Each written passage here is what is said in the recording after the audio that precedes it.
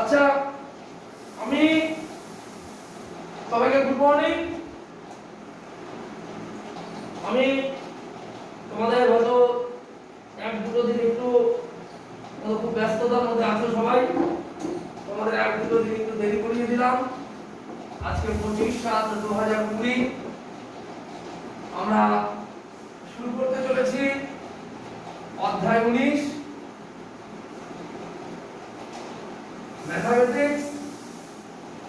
Mathematics অধ্যায় 19। তো দেখো, অধ্যায় 19 করতে গেলে আমাদেরকে আগে কিছু রুলস অফ রেগুলেশন লিখতে হবে, সেগুলো একটু লেখো। এখানে বিষয়টা হচ্ছে যদি দুটি ভিন্ন বিন্দু ব্র্যাকেটের ভিতরে x1, y1 ও x2, y2 এর সংযোজক সরল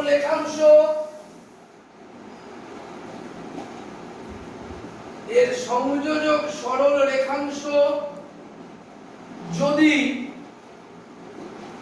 m:n অনুপাতে অন্তস্থভাবে বিভক্ত করে, তার স্থানাঙ্ক হবে, যদি দুটো ভিন্ন বিন্দু ধরলাম যে m, মানে আমরা যদি এই পোরশনটা x1, y1, x2, y2 ধরি, এই m আর n, তাহলে এর সংযোজক সরল রেখাংশ m:n অনুপাতে বিভক্ত করে, তার স্থানাঙ্ক হবে mx2 nx1 divided by m plus n, my2 ny1 divided by m plus n। যদি এই কথাটাই বহিস্থভাবে থাকে, বহিস্থভাবে বিভক্ত থাকে, বাকি সবটা এক, তাহলে হবে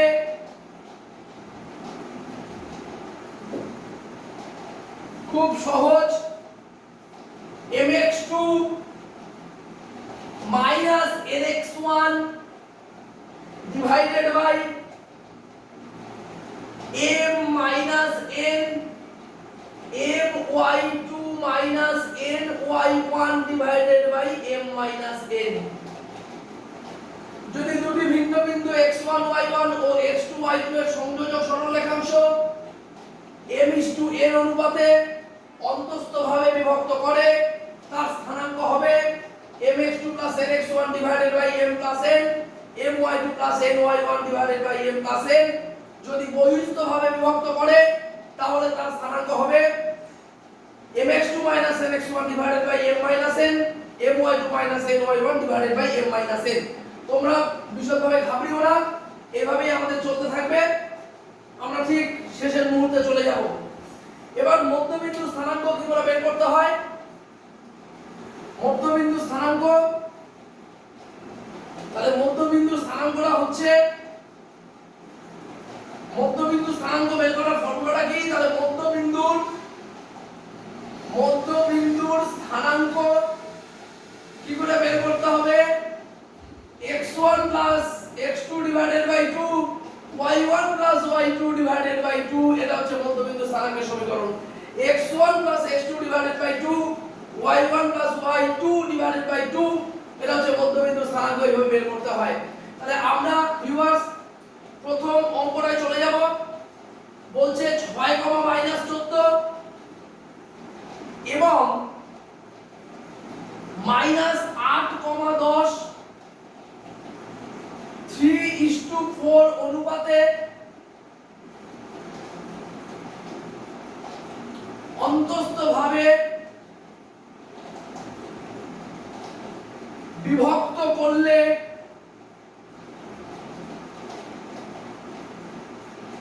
তার স্থানাঙ্ক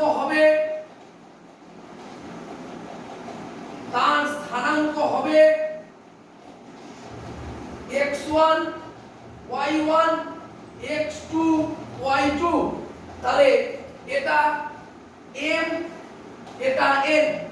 তাহলে আমরা কি বলেছি অন্তস্থ ভাবে মানে mx2 nx1 divided by m n my2 ny1 divided by m n। তাহলে দেখো তো x2 কোনটা 3 * -8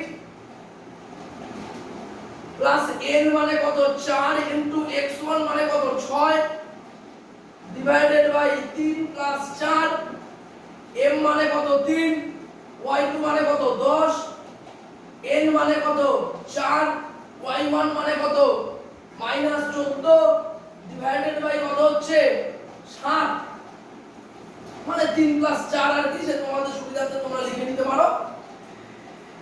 তাহলে এইটা কত হচ্ছে -24 প্লাস 24 ডিভাইডেড বাই 7 তাহলে 0/7 = 0 3 × 10 = 30 আর 4 × 4 = 56 থেকে 30 বাদ দিলে -26/7। তাহলে এইটা হচ্ছে স্থানাঙ্ক হয়ে গেল -0, -26/7 0, -26/7। আশা করি তোমরা এগুলো পারবে। এবার দেখো এখানে আমি আরেকটা দেখিয়ে দিচ্ছি, সেটা হচ্ছে 3 নাম্বারটা। 3 নাম্বারটা কি এখানে দুটো বিন্দু চেঞ্জ করছে -1,2 এবং 4, -5 4, -5। এটা অনুপাতটা কত বিভক্ত করছে 3:2 অনুপাতে বহিস্থভাবে। তাহলে কিসে করে বহিস্থভাবে বিভক্ত করে, বহিস্থভাবে বিভক্ত করলে তার স্থানাঙ্ক হবে যা শুধু উল্টে যাবে। এটা নিয়ে তোমাদের আশা করি কোনো সন্দেহ নেই। আমি একটু আগে বলেছি যে এই লাইনটাকে মুছে দাও, এই লাইনটাকে মুছে দিয়ে এই লাইনটা কিন্তু অনেকটা একই থাকবে, শুধুমাত্র এখানে বহিস্থভাবে হলে মাইনাস হয়ে যাবে। এটা মাইনাস হয়ে যাবে, এটা মাইনাস হয়ে যাবে, বাদবাকি জিনিস সব একই থাকবে। কি করে একই থাকবে দেখো, এটাকে আবার সেই x1, y1 x2, y2 ধরে নাও। তাহলে mx2 m * x2 মানে 3 * 4 n মানে 2 x1 মানে -1 ডিভাইডেড বাই 3 - 2 m মানে কত 3 y2 মানে কত -5 n মানে কত 2 y1 মানে কত 2 ডিভাইডেড বাই 3 - 2।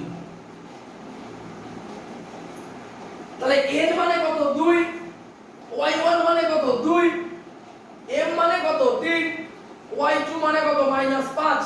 তাহলে 3 × 4 = 12 প্লাস 2 = 14। এই যে 3 × 4 কত হচ্ছে 12 মাইনাসে মাইনাসে কত হচ্ছে প্লাস আর 2 = 14/1 3 × 5 = -15 -4 ডিভাইডেড বাই কত হচ্ছে 1। তাহলে অ্যানসার হবে 14, -19। mx2 m মানে কত x2 মানে কত 3 × 4 মাইনাস nx1 n মানে 2 x1 মানে কত -1। তাহলে মাইনাসে মাইনাসে প্লাস 3 × 4 = 12 12 আর 2 কত হচ্ছে 14, -19। আমি একটু উত্তরটা মিলিয়ে নিই, বসে দেখি 19 এর 1 এর 3 number.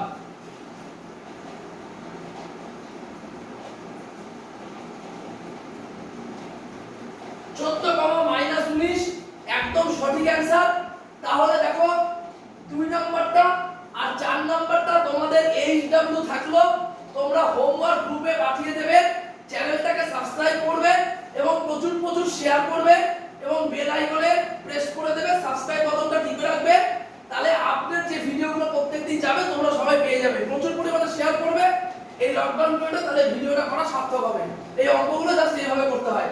mx2 - nx1 divided by m - n my2 minus ny1 divided by m minus n। তাহলে 3 into 4 minus 2 into 1 তাহলে 14, minus 19, this is the answer। তাহলে 1 এর গুলো কমপ্লিট হয়ে গেল। এবার 2 এর গুলো শুরু করছি।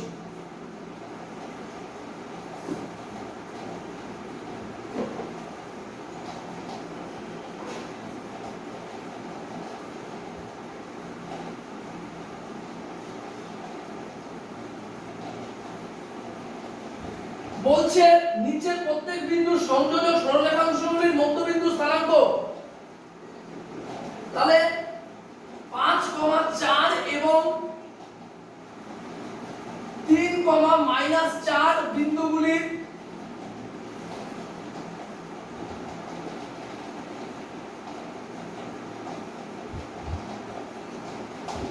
সংযোজক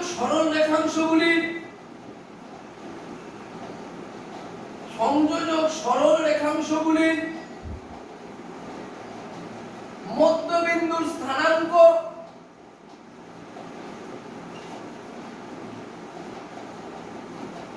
নির্ণয় করে পাই। মধ্যবিন্দুর স্থানাঙ্ক নির্ণয় করে পাই 5 plus 3 divided by 2, 4 plus minus 4 divided by 2, x1 y1 x2 y2, সূত্র x1 plus x2 divided by 2, y1 plus y2 divided by 2, x1 plus x2 divided by 2, y1 plus y2 divided by 2। তাহলে 5 আর 3 8 ভাগ 2 মানে কত? 4, 4 minus 4 মানে কত? 0/2 মানে 0, তাহলে 4, 0। তাহলে হয়ে গেল 5, 4 এবং 3, -4 বিন্দুদ্বয় সংযোজক সরলরেখাংশগুলির মধ্যবিন্দু স্থানাঙ্ক নির্ণয় করে পাই x1 plus x2 divided by 2, y1 plus y2 divided by 2। তাহলে 5, 3, 8/2 মানে 4, 4 - 4 মানে 0/2 মানে 0। তাহলে অদ্ভুত অ্যানসারটা হচ্ছে 4, 0।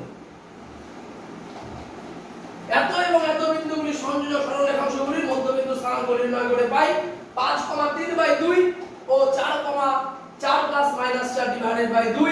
তাহলে 8/2 মানে 4 আর 0/2 মানে 0, অর্থাৎ 4, 0। x1 plus x2 divided by 2 আর তার হচ্ছে y1 plus y2 divided by 2। এটা হচ্ছে মধ্যবিন্দু স্থানাঙ্কগুলো নির্ণয় করে কমপ্লিট হয়ে গেল।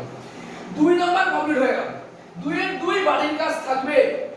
আর 2 এর 2 যদি তোমরা এখানেও করে নিতে চাও তাহলে করে নিতে পারো। ওই একই ভাষাটা একই লিখবে, দিয়ে লিখবে 6 plus 0 divided by 2 আর তার হচ্ছে 0 plus 7 divided by 2, অর্থাৎ 3, 7/2। 3, 7/2 আমাদের কিন্তু পরিষ্কার প্রমাণিত হয়ে গেল। তাহলে এই হচ্ছে আমাদের ব্যাপার 3, 7/2। এত এত বিন্দুগুলি সংযোজক সরলরেখাংশগুলির মধ্যবিন্দু স্থানাঙ্ক 5 plus 3 divided by 2, 4, 4 minus 4 মানে 0/2 মানে 4, 0, x1 plus x2 divided by 2 মানে 4, y1 plus y2 divided by 2 মানে 4, 0। তাহলে 6 plus 0/2 মানে 6/2 মানে 3, 0 plus 7/2 মানে 7/2। তাহলে এটা হচ্ছে অ্যানসার কমপ্লিট। এইবার আমরা চলে যাব 3 নম্বরে।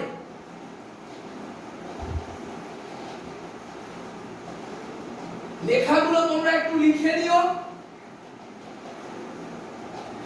লেখাগুলো আমি তোমাদেরকে লিখে দিচ্ছি, সেগুলো একটু লিখে নিও। অঙ্কটা খুব একটা কঠিন কিছু না। বলছে 3 নম্বর অঙ্কটা বলছে যে এত 1,3 বিন্দুটি 4, 6 ও 3, 5 বিন্দুদ্বয় সংযোজক সরলরেখাংশকে কি অনুপাতে বিভক্ত করেছে। এই লেখাটা একটু লিখে নাও প্রত্যেক। আমি লেখাটা বলছি, তোমাদের পক্ষে লেখাটা লিখলে অনেকটা সুবিধা হবে। লেখো, ধরি এত বিন্দুটি বিন্দুদ্বয় সংযোজক সরলরেখাংশকে, দেখো ধরি 1,3 বিন্দুটি,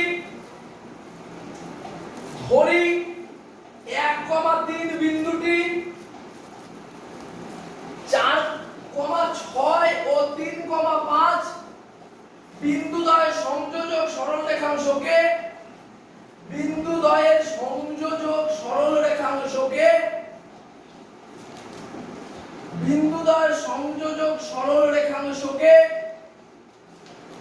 m/n অনুপাতে বিভক্ত করেছে।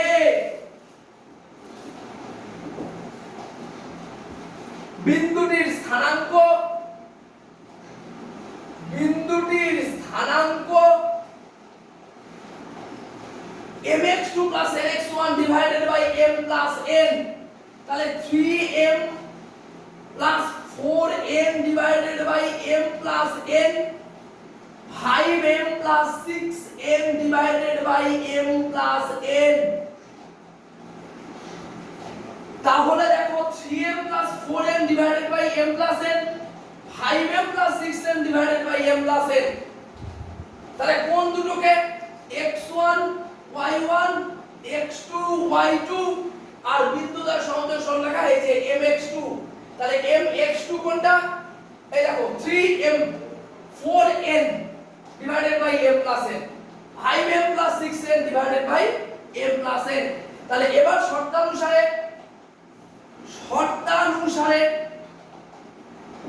3m plus 4n divided by m plus n equal to 1, এই যে 1, তাহলে 3m plus 4n equal to m plus n, 2m equal to minus 3n, m by n equal to minus 3 by 2, তাহলে m is to n equal to minus 3 is to 2। next 5m plus 6n divided by m plus n equal to 3, তাহলে 5m plus 6n equal to 3m plus 3n, তাহলে 2m equal to minus 3n, m by n equal to minus 3 by 2, m is to n equal to minus 3 is to 2। অদ্ভুত ভাবে লক্ষ্য করো যে এখানে m is to n টা ঋণাত্মক এসেছে, সুতরাং m is to n অনুপাতটি বহিস্থভাবে বিভক্ত করেছে। এই যে যেহেতু ঋণাত্মক এসেছে সেহেতু m is to n অনুপাতে অনুপাত ঠিক, এটা লেখাটা একটু লিখে নাও সবাই, m is to n অনুপাতটি বহিস্থভাবে, যেহেতু অনুপাতটি ঋণাত্মক তাই বহিস্থভাবে বিভক্ত করেছে। m is to n অনুপাতটি ঋণাত্মক তাই বহিস্থভাবে বিভক্ত করেছে, তাই বহিস্থভাবে বিভক্ত করেছে। 4 স্থানাঙ্ক 3,2, লেখার সময় মাইনাসটা লেখার দরকার নেই, যেহেতু ওখানে মাইনাস চিহ্নটা তুমি দিয়ে দিয়েছো। বিন্দুদ্বয় সংযোগ সরলরেখাংশকে m is to n অনুপাতে বিভক্ত করেছে। বিন্দুটির স্থানাঙ্ক 3m plus 4n divided by m plus n equal to 1, তাহলে এখান থেকে m is to n 3 is to 2 R 5m plus 6n divided by m plus n equal to 3, m is to n equal to minus 3 is to 2, m is to n অনুপাতটি ঋণাত্মক তাই বহিস্থভাবে বিভক্ত করেছে, এর স্থানাঙ্ক 3,2 কমপ্লিট।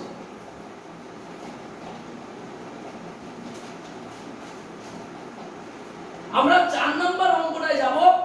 4 নাম্বার অঙ্কটায় আমাদের বলছে যে 7,3 ও -9,6 -9,6 বিন্দুদ্বয় সংযোজক সরলরেখা y অক্ষ দ্বারা কি অনুপাতে বিভক্ত হয়েছে। লেখাগুলো লেখার জন্য জাস্ট অঙ্কটা করানো। এটা ঋণাত্মক তাই বহিস্থভাবে বিভক্ত করেছে, এর স্থানাঙ্ক 3,2।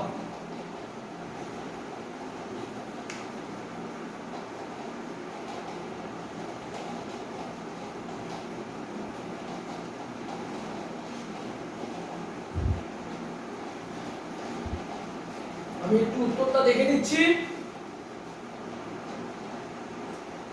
অনুপাতে বহিস্থভাবে বিভক্ত করেছে, পুরোর কথা নয়। এবার আমি 4 নাম্বারটা যাচ্ছি। 4 নাম্বার অঙ্কটা আগে লেখাটা লেখো, যে লেখো 7,3 ও -9,6 বিন্দুদ্বয় সংযোজক সরলরেখা। 7,3 ও -9,6 বিন্দুদ্বয়ের সংযোজক সরলরেখাংশ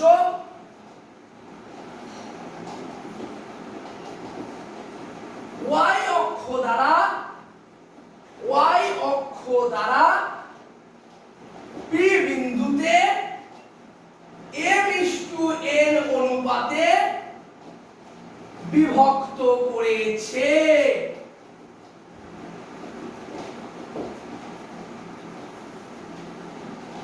p বিন্দুটি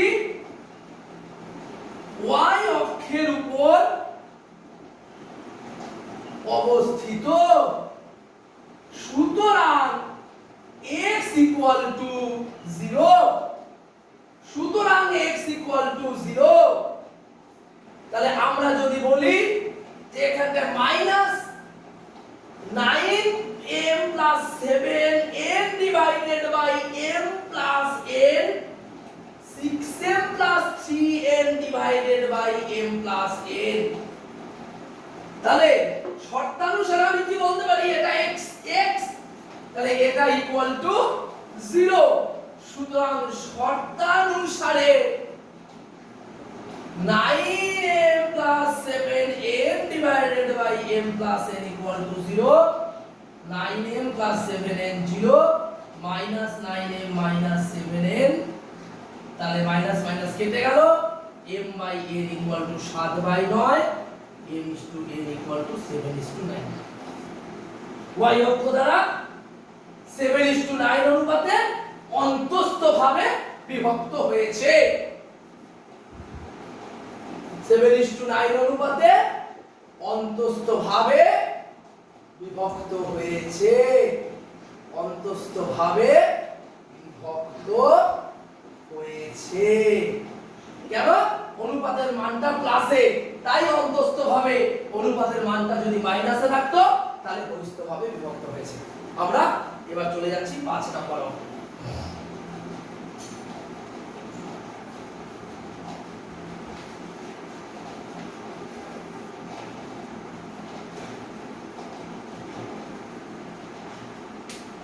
আমরা 5 নম্বর অঙ্কটায় যেতে যাচ্ছি, তোমরা তার আগে অঙ্কটা করে নাও। 7:9 অনুপাতে অন্তস্থভাবে বিভক্ত করেছে।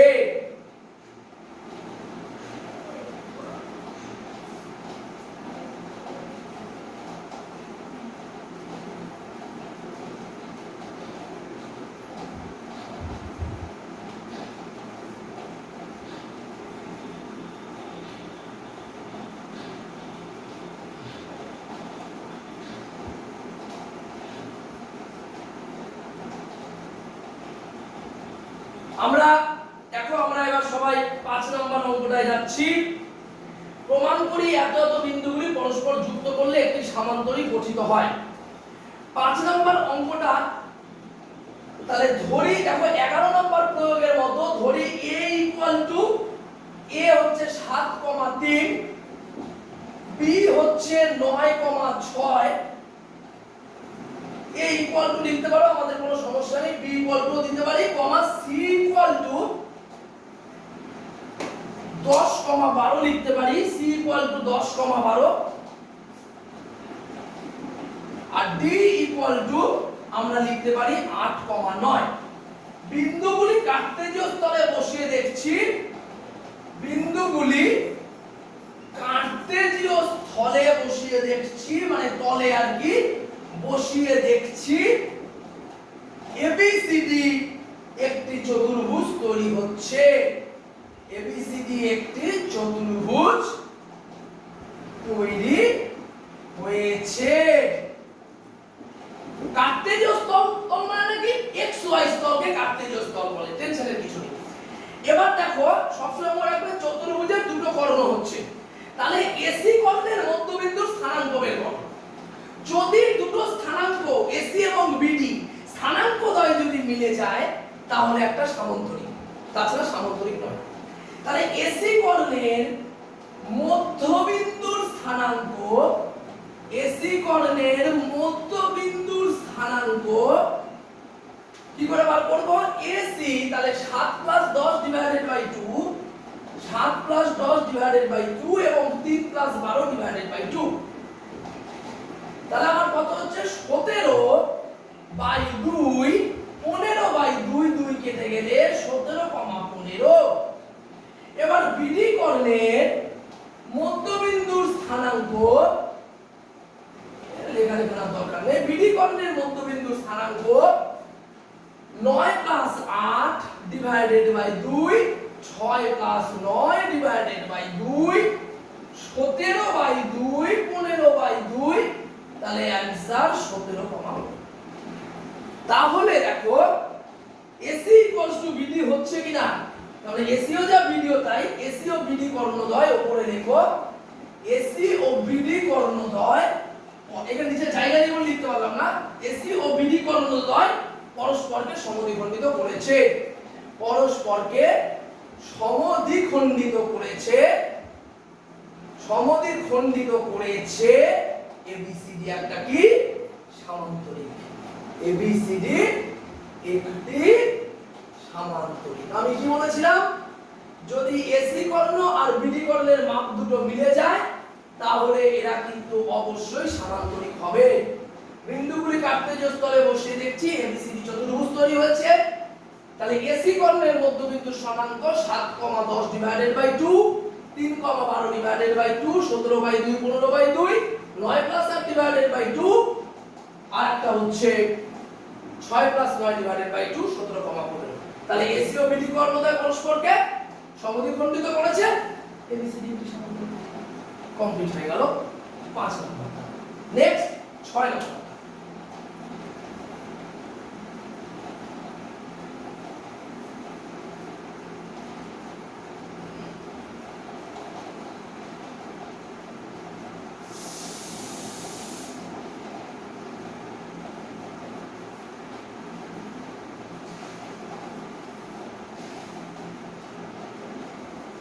6 নম্বরটা কি বলছে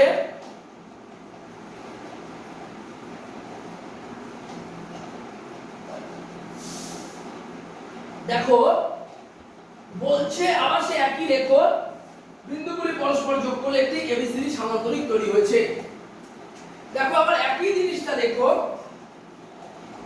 যে 3,2 মানে a = 3,2, b = হচ্ছে 6,3, c = হচ্ছে x, y, d = হচ্ছে 6,5 বিন্দুগুলি কার্তেজীয় তলে বসিয়ে পাই বিন্দুগুলি কার্তেজীয় তলে বসিয়ে দেখছি কার্তেজীয় তলে বসিয়ে দেখছি এবিসিডি একটি সামান্তরিক গঠিত হয় এবিসিডি একটি সামান্তরিক বা এবিসিডি একটি সামান্তরিকের থেকে বড় কথা এবিসিডি একটি চতুর্ভুজ তৈরি হবে এবিসিডি একটি চতুর্ভুজ তৈরি হবে এবিসিডি একটি চতুর্ভুজ তৈরি হবে সুতরাং এবিসিডি যুক্ত করলে একটি সামান্তরিক গঠিত হবে এবং সামান্তরিক গঠিত হবে যেখানে x y এর মানটা কত আমাদেরকে নির্বাচন করতে হবে তাহলে আমরা প্রথমে বুঝে নিতে পারি এসি কর্ণের মধ্যবিন্দুর স্থানাঙ্ক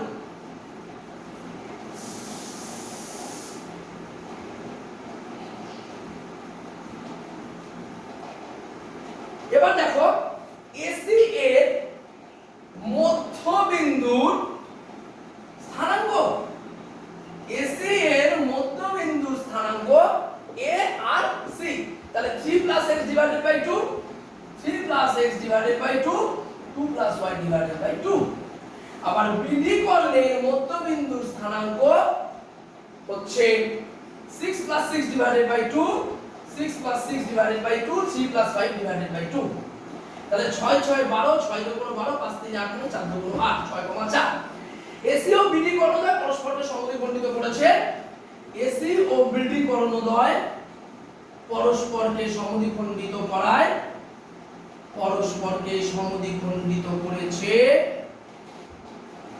এবিসিডি সামান্তরিক গঠিত হয়েছে সুতরাং এবিসিডি সামান্তরিক তৈরি হয়েছে সুতরাং আমরা কি করতে পারি এই 3 + x ডিভাইডেড বাই 2 এর সাথে ইকুয়াল করতে পারি 6 কে তাহলে দেখো কি দাঁড়াচ্ছে আমাদের অ্যানসারটা দাঁড়াচ্ছে 3 + x = 12 x = 9 আরেকটা ইকুয়াল করব 2 + y ডিভাইডেড বাই 2 এর সাথে 4 2 + y = 8 y = 8 - 2 = 6 তাহলে x, y কত 9,6 9,6 6 হয়ে গেল 7 এবং 8 বিন্দুগুলি যোগ করলে একটি সামান্তরিক গঠিত হয় তাহলে আবার সেই একটা জিনিস দেখো এখানে যদি তোমরা x1 y1 টাকে a b x2 y2 c x3 y3 এবং d x4 y4 ধরে নাও তাহলে এসি এর মধ্যবিন্দু স্থানাঙ্ক কত হবে x1 + x3 divided by 2 y1 + y3 divided by 2 তাহলে দেখো এখান থেকে বের হচ্ছে কিনা।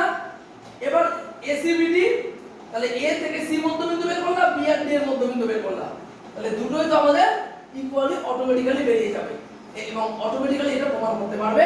7 নাম্বারটা তোমাদের বাড়ির কাজ রইলো এবং 7 নাম্বার এইচডব্লিউ, 7 নাম্বার এইচডব্লিউ আর লাস্ট ওয়ান 8, লাস্ট ওয়ান 8।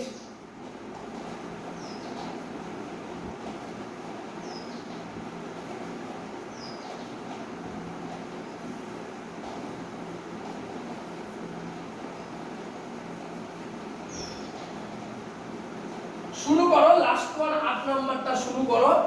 8 নাম্বারটা শুরু করলে তোমরা নিজেরাই বুঝতে পারবে যে অঙ্কটা কি আছে।